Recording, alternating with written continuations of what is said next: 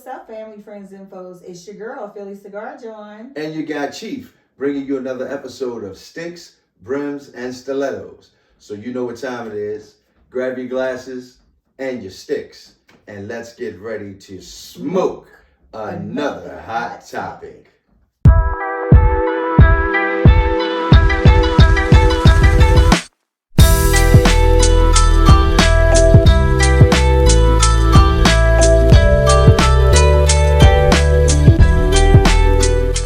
How you feeling, Philly?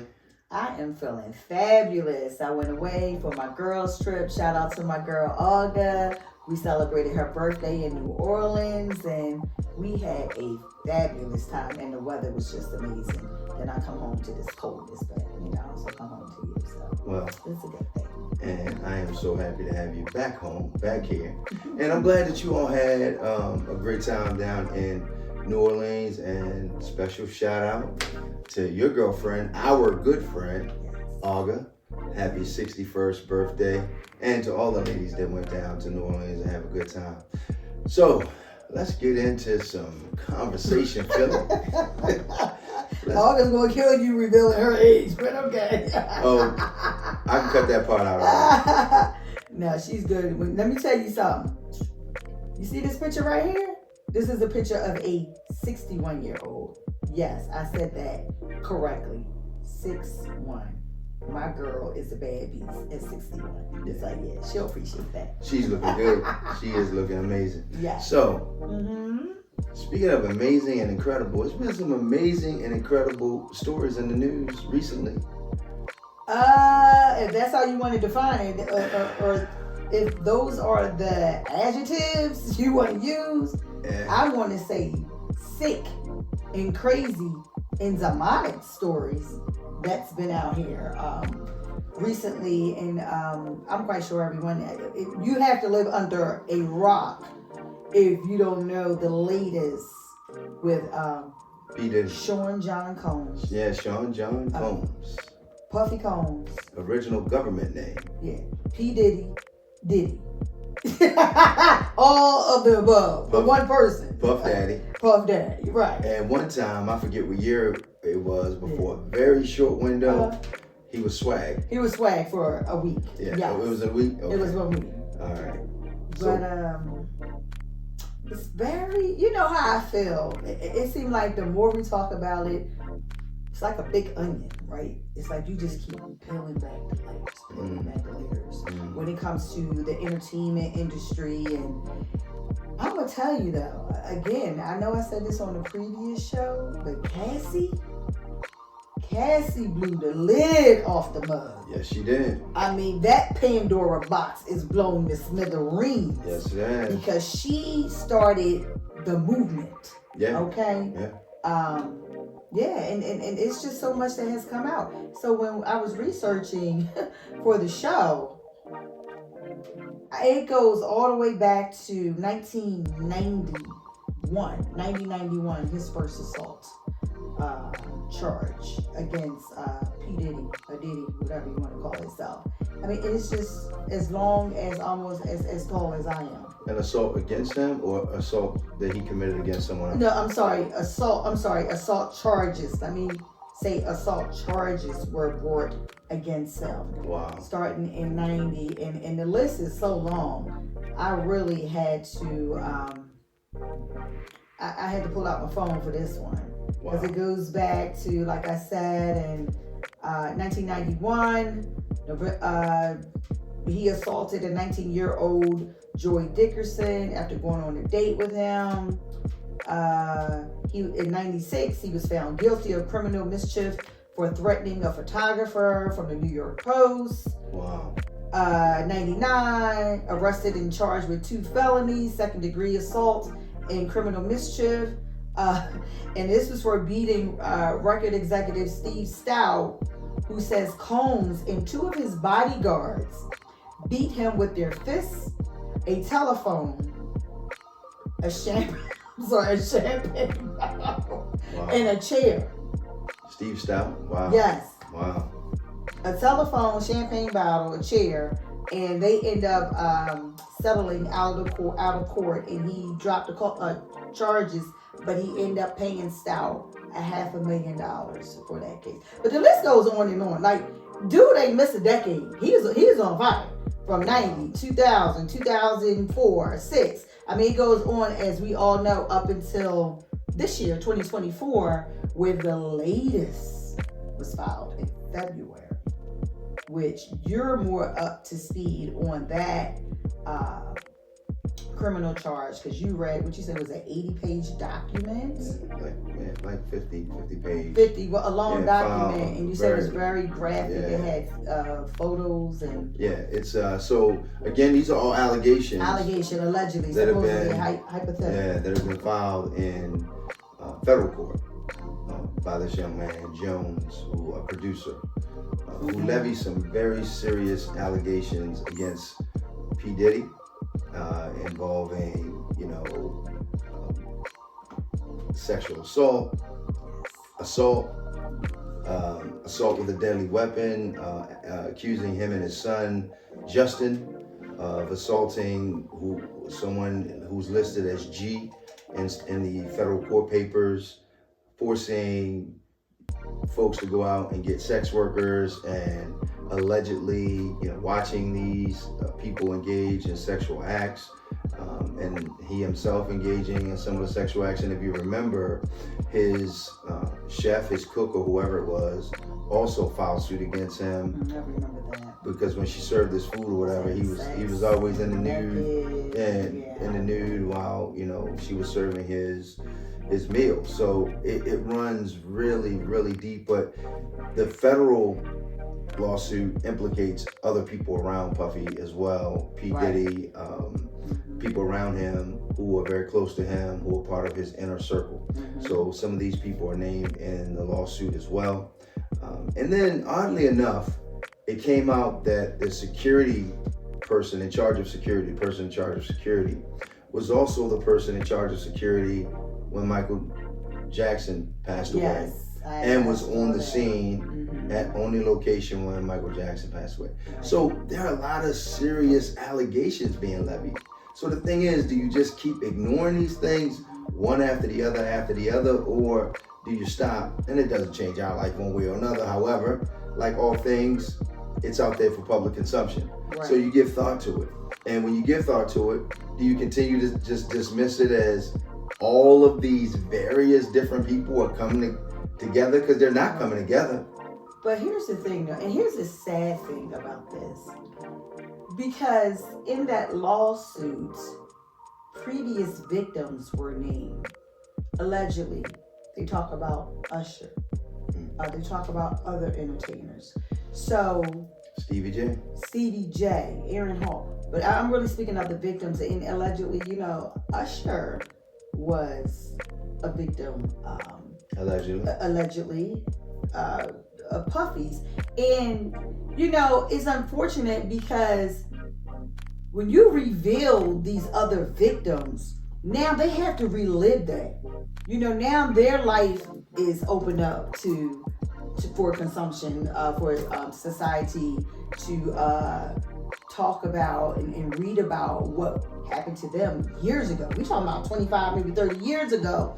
And you don't know how that's going to trigger those victims. So it's just a sad... If in fact they were victims. Because if it's still they were. alleged. So allegedly. So it's alleged. We already said that. We already know it's alleged. So this, to your point, this even has your homeboy from Philadelphia coming out back to back to protect himself, to protect his credibility, and to protect his sexuality, his sexual preference. Meek Mill.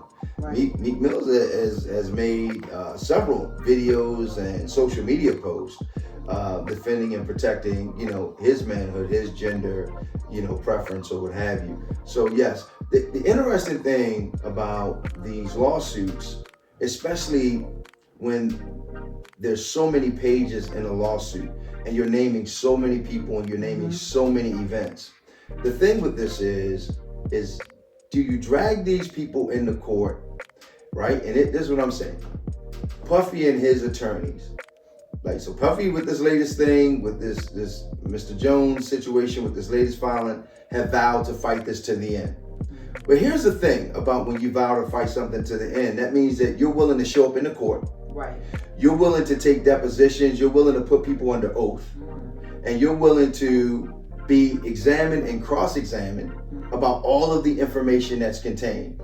You're willing to raise your hand and declare that either you're going to tell the truth or you're not going to say anything so you don't self-incriminate, or do you get on the stand and perjure yourself? Now, what comes out of that is, if you do decide to go to trial, are there now, because this is civil, this is all civil, but are there now doors that can open to criminal prosecution because of the testimony that's provided by the witnesses that are called in the civil trial? And even to your point, if the alleged previous victims don't testify, at this point, does it really matter? Because now their life has been exposed. They're under a microscope. So now that's why I say my heart goes out to these alleged other victims, because who's to say they haven't spent years of therapy trying to get over that, and they finally get over it and they're going on with their life. Now, bam, all of a sudden you're dragged back into that past, and now it's a trigger for them. Yeah. That part is what I'm talking about. But to your point, absolutely. To me, this is the beginning of a long process. Well, is it though? Because Cassie filed. Yes. And in a matter of a workday, that lawsuit was settled. Okay, but you also know that Puffy has been bleeding dry when it comes to money because of the Cassie lawsuit, all the other lawsuits. And guess what? I promise you, even though I cannot prove it, I am quite sure there were other lawsuits that we don't even know about that was settled behind the scenes. So you don't know how much money is draining out of his account right now. And then he's losing all his endorsements. Revolt, he stepped down from there. He's no longer affiliated with Ciroc. So all these other endorsements where he had money flowing in is no longer coming in. So you don't have the funds, if you will, to pay off a Cassie like you did originally. Well, I don't know. I mean, he's been entrenched in music for a very long time. Yes. And with my dad having been in the music industry, radio industry, I mean, he still has publishing rights to lots of, big names, lots of music. I don't think that he's broke by any stretch. I'm not saying he's broke. I don't think he's been drained either. He's worth hundreds of millions of dollars. Might he eventually get to that place? Who knows? But he'll always, like R. Kelly, he'll always have those residuals coming in. He'll always have those royalties coming in. He'll always have money from publishing rights. And then, of course, according to the stories, he'll have money coming in from people that he just beat out of money. And guess what? Out of their masters. That may be true. But we're forgetting one key thing. He's a narcissist. And narcissists don't like to be told what to do. They want to be in control. So I truly believe that big payoff for Cassie was really a one-off. Okay. Because what he's not going to continue to do is keep giving away his money just for these lawsuits to go away. So it's like it's either if he does that and go broke, or he's going to be the narcissist that he is, and he's going to try it and fight it to the bitter end. And that's why I said this is going to be dragged out for a long time, because after the civil, to your point, more than likely there will be criminal charges. So either way, he's at a losing end. So I tell you what, with all the information that's been coming out, his former bodyguard Gene Deal. Oh my goodness, he's everywhere. Who's been doing all of these interviews and just bringing forth all of these revelations about P. Diddy. You have the interview with Usher that Shannon Sharp did on Club Shay Shay, and when he brought up, P. Diddy and asked about his own son or children going to what flavor camp? Hell no. Right. Right. Justin Bieber, there was an interview one time where they showed, his whole demeanor changed when P. Diddy was brought up. Like the kid's whole demeanor changed. Mm-hmm. So, where there's smoke, a lot of times there's fire. Yes. I totally agree with that. But I just really think this is the beginning of the end. And when I say that, I'm not saying it's going to drop this. I mean, P. Diddy is going to be done this year.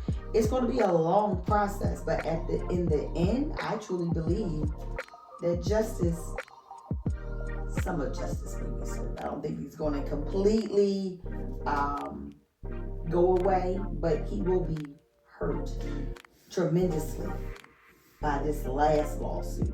Because to your point, it's too much evidence in there. Is he too powerful to go to jail? And what I mean by that, does he know too much? Because power is not necessarily always in the money. Yeah. The power is in the possession of information. Yeah. Right. And now, will it go that far? I don't know. I mean, more than likely. But I don't know. People didn't think R. Kelly. Look how long. Use him as an example. Look how long it took for them to take down R. Kelly. And really, Puff Daddy is on a different stratosphere than R. Kelly. Absolutely. However, I still believe this is the beginning of a very long, drag out fight that ultimately he's going to suffer tremendously from. But to your point, and going back to the current the case, the current report, he had so many people on his payroll. He had judges, he had police officers, allegedly politicians. Yeah. So to your point, yeah, he's armed with a lot of information. At this point, it's probably more valuable than the money itself. So will he probably go to jail? Probably not. If so, it'll be a short stint. Well, you could probably say the same thing about Jeffrey Epstein. Yeah. I mean, he had a whole dossier on folks. You know, he had this whole list of people who had visited his island, people who had been on his plane. They finally did go after him, and he went to prison. Some people felt, even with him, was he too powerful to go down? But unfortunately, you know, somehow he was unalived, whether he did it himself or otherwise while he was in prison. So dead men don't talk. So at least most of the time, it depends on what they leave behind. But sometimes they leave receipts. Yeah. They leave the information. Yes. And sometimes they leave information that speaks for itself. Yes. And that is allegedly true with Kim Porter. Allegedly true with Kim Porter. Yes. Listen, I saw a clip today where I didn't know that in the aftermath of the breakup of Cassie and Diddy, he was Wendy Williams made some statements about him. He ended up appearing on Wendy Williams' show, where she talked about it and the demeanor on his face the entire time that she's talking. And then when you start thinking about people who've been associated and connected with him, having these mysterious illnesses come up, Al B. Shore going into a coma, and now Andre Harrell, look at all the bad boy execs. Yes. Gone. Dead. Or severely injured, or something mysteriously happened to them. Look at Wendy Williams. I mean, and you know, according to industry insiders, P. Diddy is a very vindictive man. Yes. Well, you know, with Kim Porter, it is alleged that she was poisoned. And they were saying with some type of shavings in this, some type of medicine that she was taking that was slowly killing her, and someone was purposely putting it in her medicine. So, you know, and this is around the time she wrote her book, and I think, don't quote me, but I believe it was 3 copies. It hasn't been released. She apparently gave 2 copies to some people close to her, and then the third person, they said, it's a person that you would never think that she would give the book to. And I swear to this day, I cannot prove it. I do believe that person was Cassie. Wow. I do believe it was Cassie, and that's why P. Diddy was so quick to close out that lawsuit and pay her off, because she had the tapes. And supposedly, he had Kid Cudi's car blown up outside of his house after he found out he started dating Cassie. Yes. Evidently, he had asked Cassie also after he found out that Kid Cudi and Cassie were involved, had, summoned her, asked her to his home, and supposedly beat her up. Yeah, and pretty bad. And allegedly assaulted her. Yeah. Yes. Yeah. So, it's just a lot. There's a lot of smoke there. And not only that, it's alleged that his mom, she hold the tapes too. Like, she was in the mix of all of this. Wow. So that evil runs deep in that family. And, well, not just the family. They're saying that there are a lot of power brokers in the entertainment industry that basically have kind of blackmail-proofed each other. Where they've all kind of got blackmail stuff on one another. Cameras all in the houses. And remember, last winter, the big name that was coming up associated with P. Diddy was the pastor. Swallowed. T.D. Jakes, yeah. But I'm quite sure, again, so back to my point, with this latest lawsuit, if they take it to trial and you have to call all these different witnesses, it's going to be some big names. And some big names are going to tumble and fall. Yeah.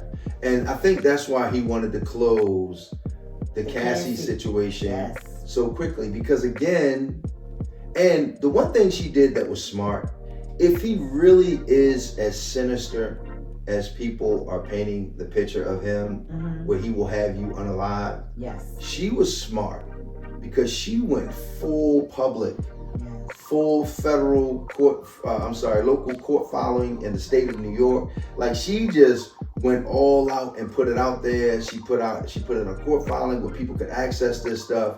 So now, either you settle or you come after me. But when you come after me, they're gonna know. They're gonna get you. They're gonna know.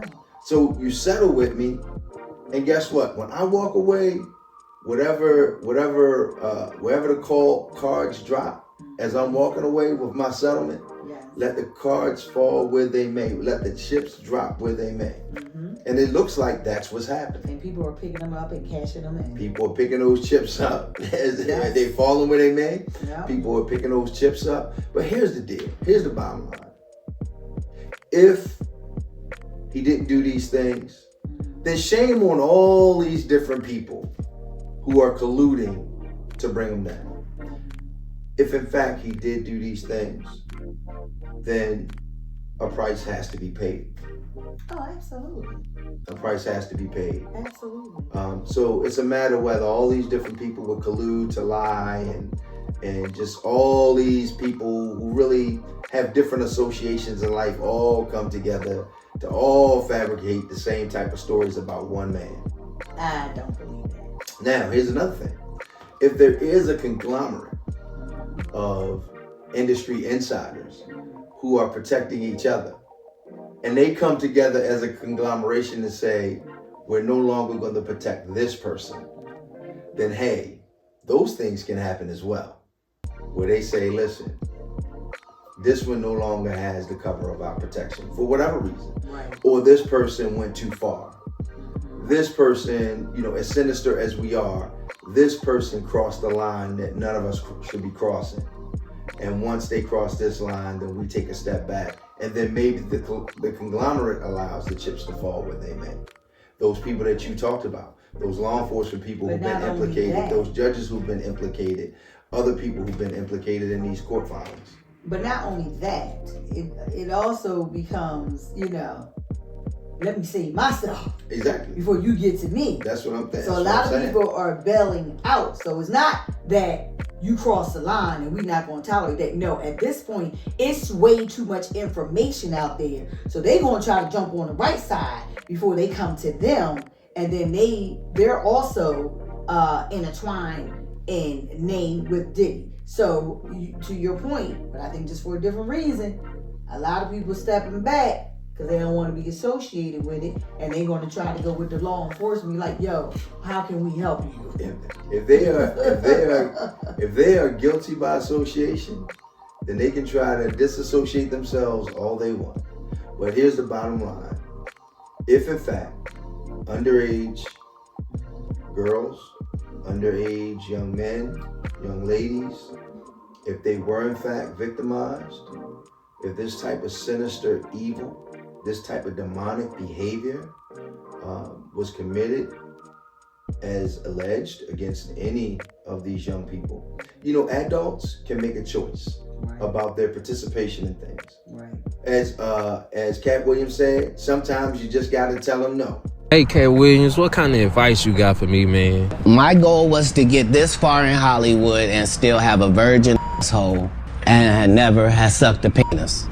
Oh, wow. Why won't you party with me for your birthday, man? Diddy, my birthday already passed. No, but me and you ain't never really party, you know what I'm saying? I ain't really the partying type, family. Now, I've had to turn down $50 million 4 times. 4 times. Just to protect my integrity and that virgin hole. Because P. Diddy be wanting to party. And you gotta tell him no. You got to tell him no. I did. And he when he do it, he says things, he doesn't even know what he's saying is like fruity. He said something to me one time, a long time ago. He told me he'd take me shopping. I looked at him like, what'd you just say? Hey, man. Cat told me not to party with Diddy, but he would never say why not. Then 50 say he offered to take him shopping, and 50 got mad. Seemed to me like Diddy a generous dude. Adults can do that, right? If you're part of some situation where you're grooming, where you're trafficking, and listen, any of that type of stuff, any of that type of demonic behavior should and shall be punished.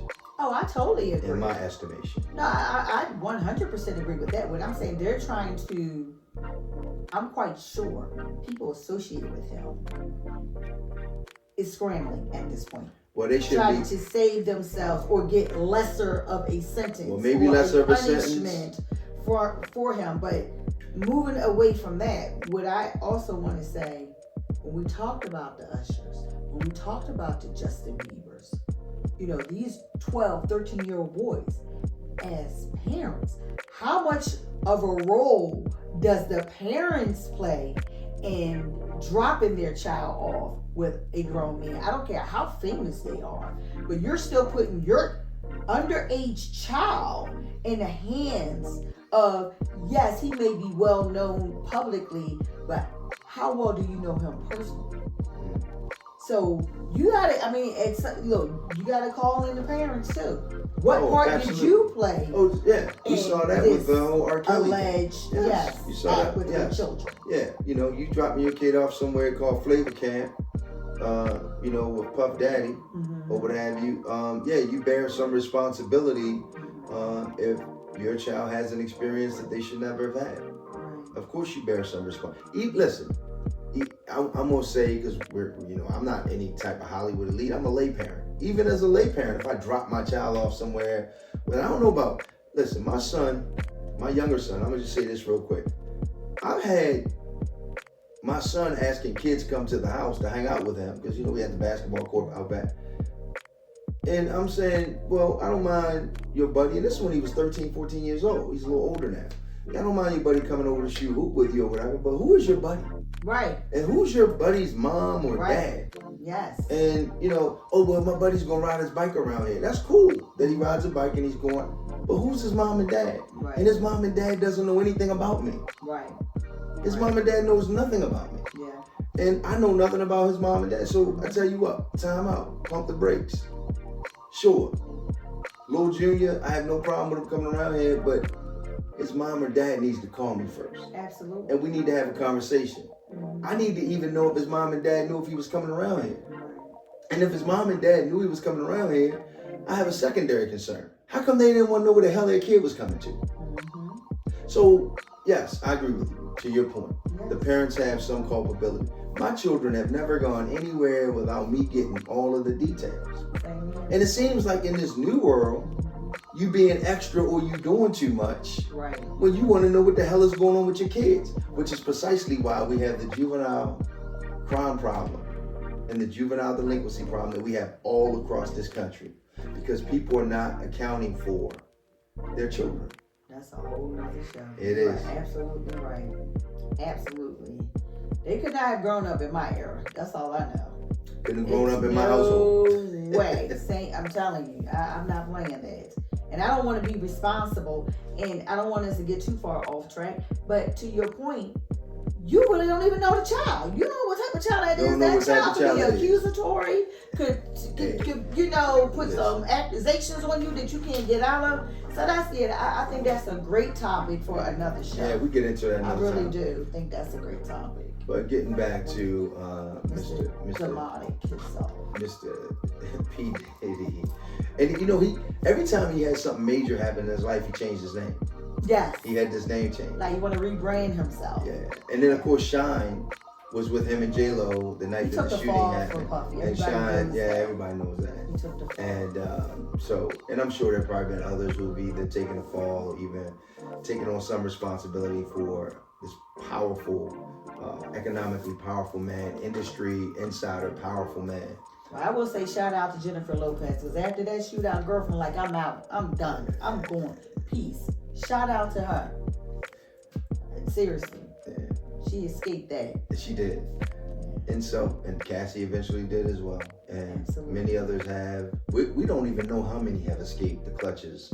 If these allegations are true, we don't know how many people escaped, and we don't know how many people will never escape because they just don't exist anymore. That's what I was about to say. We don't know how many didn't escape.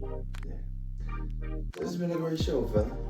Yeah, it's just, I tell my son all the time, he wants to go into the music industry. He loves the marketing. And I ask him repeatedly, you sure this is the industry you want to go into?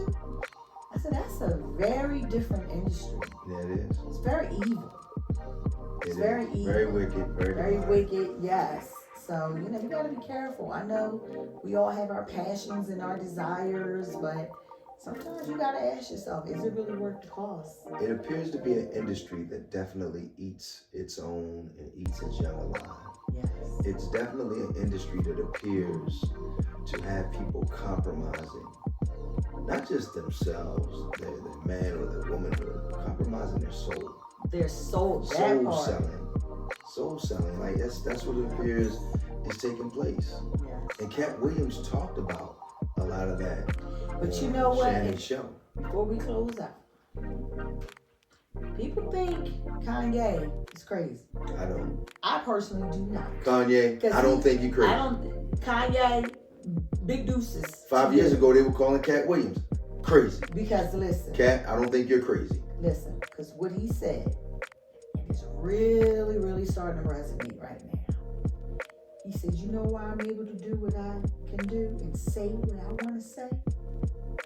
Because I never sold myself to nobody. Nobody owns me. So I had the freedom of speech, and I can walk and say and do anything I want to do because I never sold my soul. And you know what else Kanye said?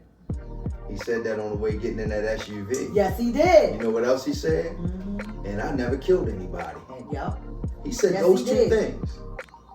So that don't sound crazy to me. No. Now, can you be under some psychological stress because of the things that you have endured, the things that you've been exposed to? Absolutely. Can you have some psychological stress and this and the other thing? Because I'm gonna tell you, not to get too far off the P. Diddy thing, but Ryan Garcia recently, the young boxer, was all over Twitter and X or what have you, talking about these demonic things happening to young children across the world, and start talking about human trafficking numbers.